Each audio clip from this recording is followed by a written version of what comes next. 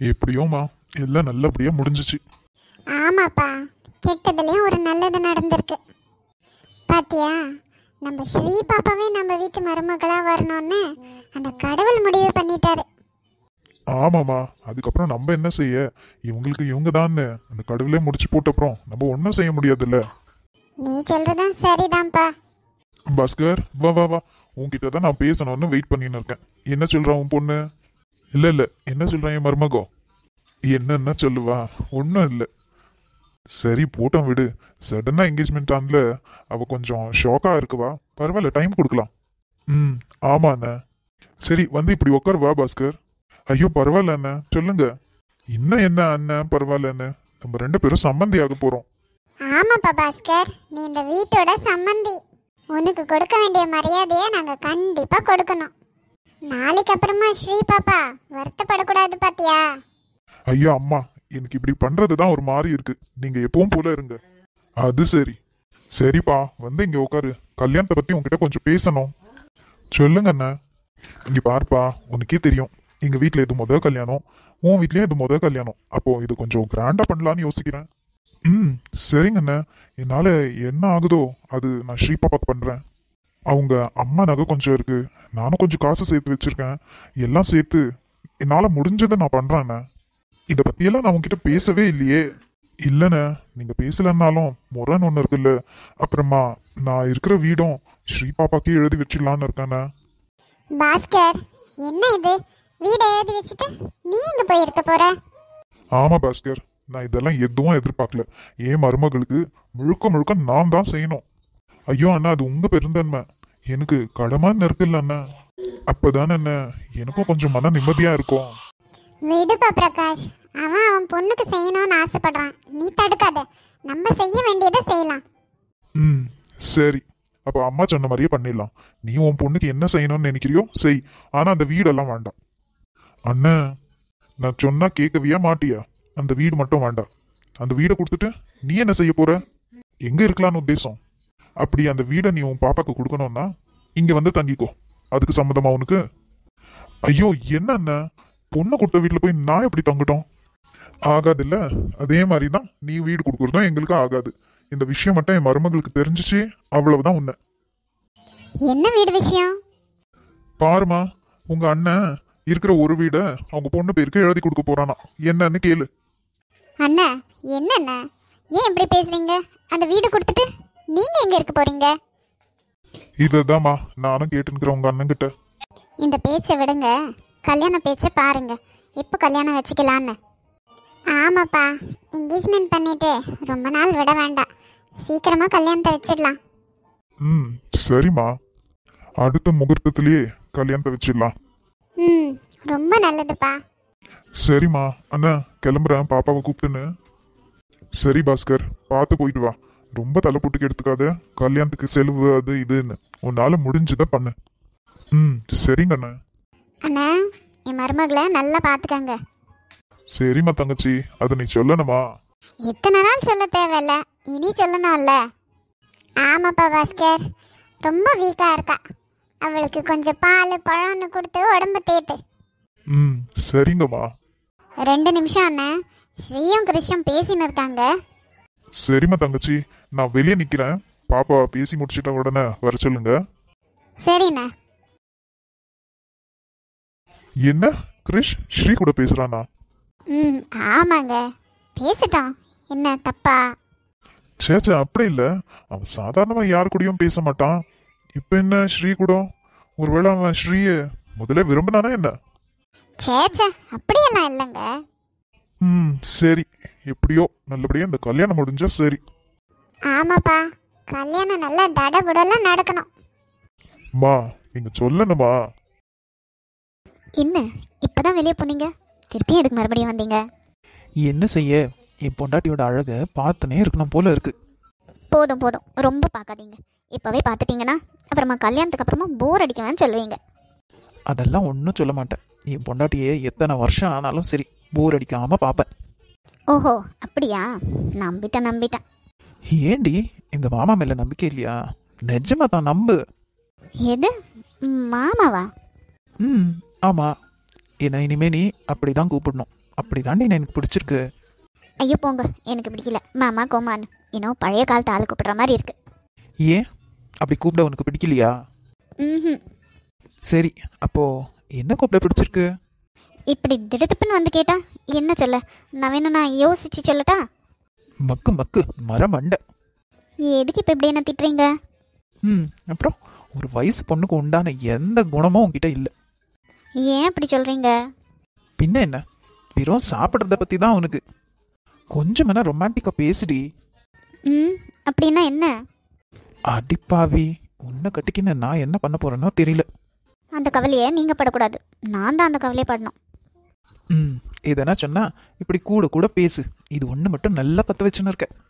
ஸ்ரீ ஸ்ரீ பாப்பா வாடா, அப்பா வெயிட் பண்ணுறாரு.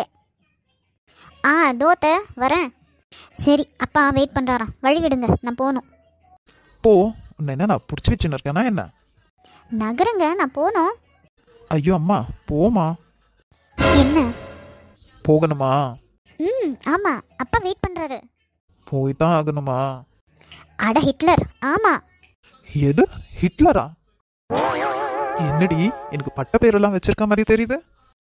அது அது இல்லை அப்படி இல்லை. நான் வேற என்னவோ சொல்ல வந்தேன், அது மாற்றி சொல்லிட்டேன்.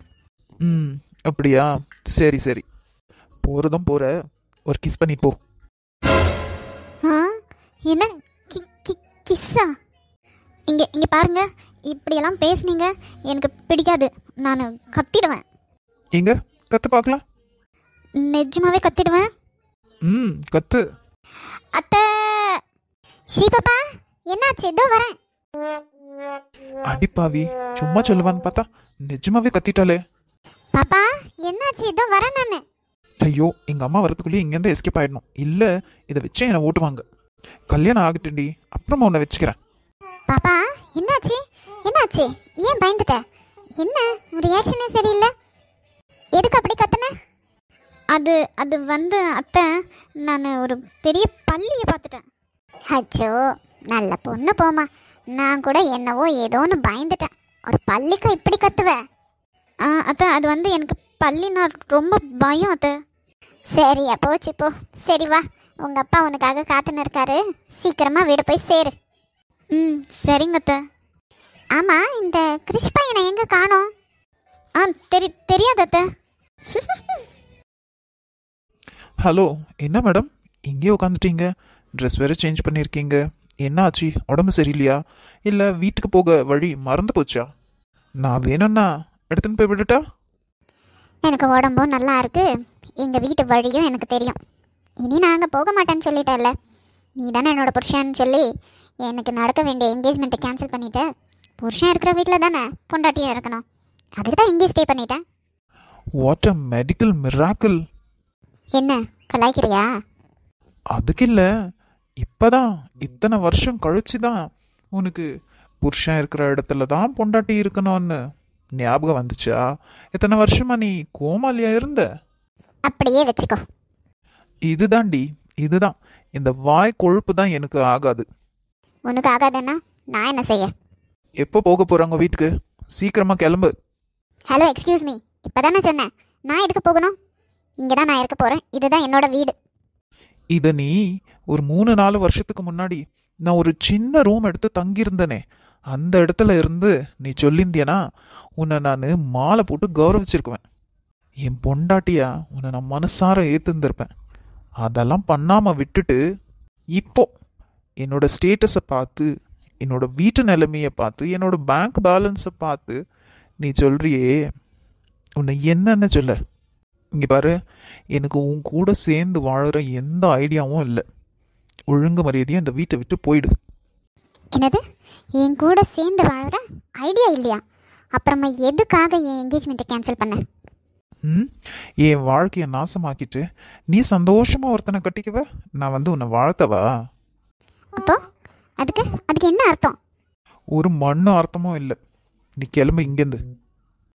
மாட்டேன், நான் கிளம்ப மாட்டேன். நான் எதுக்கு கிளம்பணும்? இங்கே தான் இருக்குவேன். என்ன பண்ணுறியோ பண்ணிக்கோ. உன்கிட்ட மனுஷன் பேசுவானா? எப்படியோ கெட. என் கூட வாழ இஷ்டம் இல்லைன்னா அப்புறம் எதுக்குடா வந்து என்கேஜ்மெண்ட்டை கேன்சல் பண்ண? இவனை ச்சே, அப்போ இருந்து இப்போ வரைக்கும் இவனுக்கும் எனக்கும் இதுதான் பிரச்சனை. நான் பேசுறது அவன் புரிஞ்சிக்க மாட்டான், அவன் பேசுறது எனக்கு புரியாது. அக்கா அக்கா, அருணா அக்கா. யாரு? இதோ வரேன். ஓ நீயா? வாடிலத்தா. என்ன இப்பெல்லாம் வீட்டு பக்கம் ஆளையே காணோம்? ஒன்றும் இல்லைக்கா, வீட்டில் கொஞ்சம் வேலை, அதான் வெளியே வர முடியல. என்ன இப்போ இந்த பக்கம்? நீ வேலை இல்லைனா இந்த பக்கம் வர மாட்டியே, என்ன விஷயம்? ஒன்றும் இல்லைக்கா, வீட்டில் விருந்தாளிங்க வந்துட்டாங்க, சர்க்கரை காலி ஆயிடுச்சு. ஒரு டம்ளர் நிறைய சர்க்கரை கிடைக்குமா? அதான் நான் பார்த்தேன். வேலை இல்லாமல் நீ இந்த பக்கம் வர மாட்டியே. சரி இரு, எடுத்துகிட்டு வரேன். என்ன மனுஷியோ, ஒரு டம்ளர் சர்க்கரை கூட வாங்க ஆகாது. ச்சே, கொஞ்சம் கூட கூச்ச நாச்சமே இல்லாமல் எப்படி தான் வந்து கேட்குறாளோ. சரியான கஞ்சூஸ். எங்கக்கா உங்கள் பொண்ணு கிருத்திகாவை காணோம்? என்னடி அதிசயமாக என் பொண்ணை கேட்குற? என்ன விஷயம்? அவகிட்ட ஏதாச்சும் வாங்கணுமா என்ன? சே அதெல்லாம் ஒன்றும் இல்லை. உங்கள் அண்ணன் பையனுக்கு வேற ஒரு பொண்ணு கூட என்கேஜ்மெண்ட் ஆயிடுச்சாமே. உனக்கும் தெரிஞ்சிருச்சா? அதுக்கு என்ன இப்போ? இந்தா சர்க்கரையை பொடி. அது இல்லைக்கா, சொந்த தங்கச்சி பொண்ணையே எடுக்காம வேற வீட்டில் எடுத்திருக்காங்களே, அதுதான் கேட்டேன். ஏன் உங்கள் அண்ணனுக்கு உங்கள் பொண்ணை பிடிக்காதா?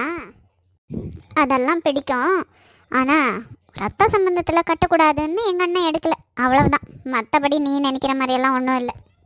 இப்பெல்லாம் யாருக்கா அதெல்லாம் பார்க்குறாங்க? இதெல்லாம் ஒரு நொண்டி சாக்கு, அவ்வளோதான். உங்கள் பொண்ணு அவங்களுக்கு பிடிச்சிருக்காது, அதால் இப்படி சொல்லி தட்டி கழிச்சிருக்காங்க. அப்படியெல்லாம் இல்லடி, இதுதான் உண்மை. அதுவும் இல்லாமல் என் பொண்ணு இப்போ தான் படிக்கிறா. என் பொண்ணுக்கு நான் நல்ல இடத்துல பார்த்து கட்டுவேன். நீங்கள் சொல்கிறதும் வாஸ்தவம் தான்க்கா. இதே உங்கள் அண்ணனுக்கு கட்டி கொடுத்துருந்தா நீங்கள் அதிகமாக ஒன்றும் செய்ய தேவையில்லை.